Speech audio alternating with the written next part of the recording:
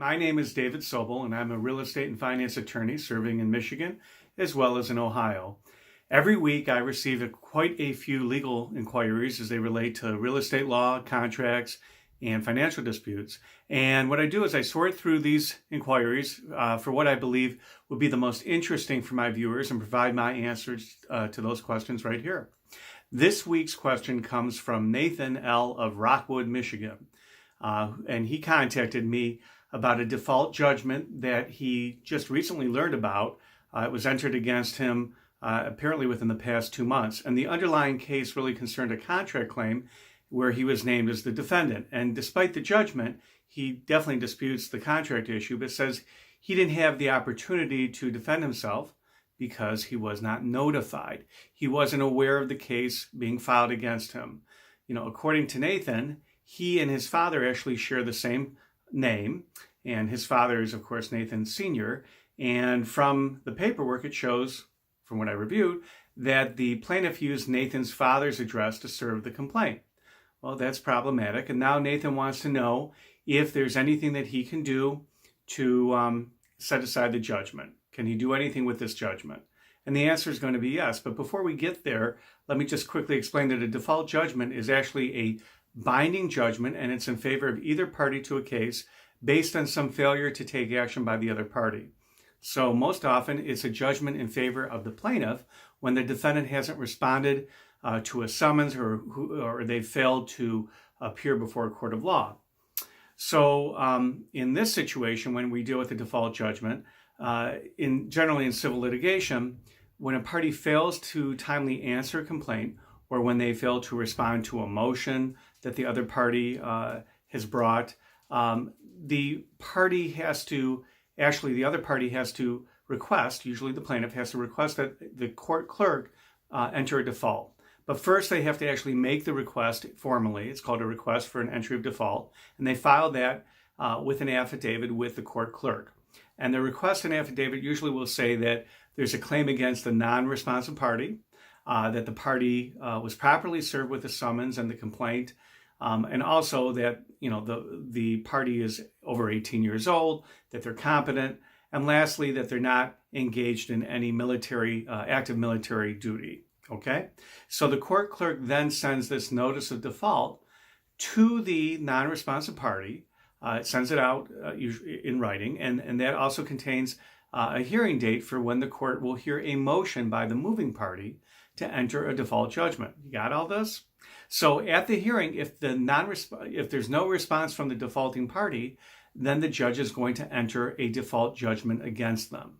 It's really important, though, that you go through the process. So in order then to set aside a default judgment, the party this is now the party with the judgment, they have to actually have good cause for not answering the complaint or for not appearing in court. In other words, they have to show the court that what they wanted to do or what they were supposed to do, they intended to do, but they just weren't notified, okay, or they had good cause. So good cause can be, first, you need to prove that there was a substantial defect in the proceedings, such as not receiving proper notice of a suit. That would be Nathan's situation. Secondly, you have to show a reasonable, you don't have to, they're not and, it's or. So second, you have to have a reasonable excuse for not meeting the requirements that actually led to the default. Such reasonable excuse would be something like a serious illness or incapacitated or hospitalized. But either with the good cause, you also have to show that you have a meritorious defense to the case. That's the most important. So regardless of the reason, you actually have to show the court that you had a defense to show that the other side was wrong. So with certain exceptions, you only have 21 days from when the default judgment was actually entered to request it to be set aside so that you can defend your case. When you have a meritorious defense, it can go beyond 21 days with certain exceptions. So normally you have 21 days from the day that the default judgment was entered to request the judgment to be set aside. And when the time has actually exceeded the 21 days, then you're going to need to actually file a motion for relief from judgment. That's like, a year later you find out about the judgment. That happens quite a bit. So you have to actually show not only good cause, but you actually have to have a meritorious defense to get that default judgment set aside. And it's really up to the judge, and you have to have a very good reason why you didn't respond. Okay, so a meritorious defense is actually that you had a defense to the claim had you been heard. Now, in Nathan's case, it sounds as if he was not properly served the pleadings because they went to Nathan's father's address instead of his own. So in a motion to set aside the default, it would be appropriate to discuss the lack of process. There was a defect in the process. But he's going to have to first convince a judge before the judgment is actually set aside. So he's got to file a motion. So I hope you found this information helpful, Nathan. It's a great question. It comes up quite often.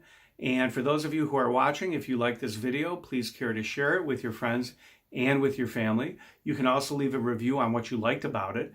Also, please feel free to write in the comment section any other topics that you'd like for us to discuss. We do read them, and we really do appreciate your submissions. And if you wish to submit your own legal question like Nathan did, then you can also email us at team@provenresource.com. That will come to either myself or one of the other attorneys. Also, I want to let you know that I just released a new book. It's actually been several months now. It's been pretty popular. It's called Shady, and that's the subtitle is Shady, How to Protect Yourself When Doing Business with Friends or Relatives. Pretty appropriate in these very entrepreneurial times. So definitely get your hands on that. And you can download that book for free, and you can go to our website at provenresource.com and just click on the Resource tab. Finally, I never assume that you need anything from me, but if you have any questions, comments, or concerns related to Michigan or Ohio real estate law, contract law, or financial disputes, please feel free to give me a call at 888-789-1715. And on behalf of myself, of course, and everybody who works with me at Sobel Law, we want to thank you again for watching. Have a great day.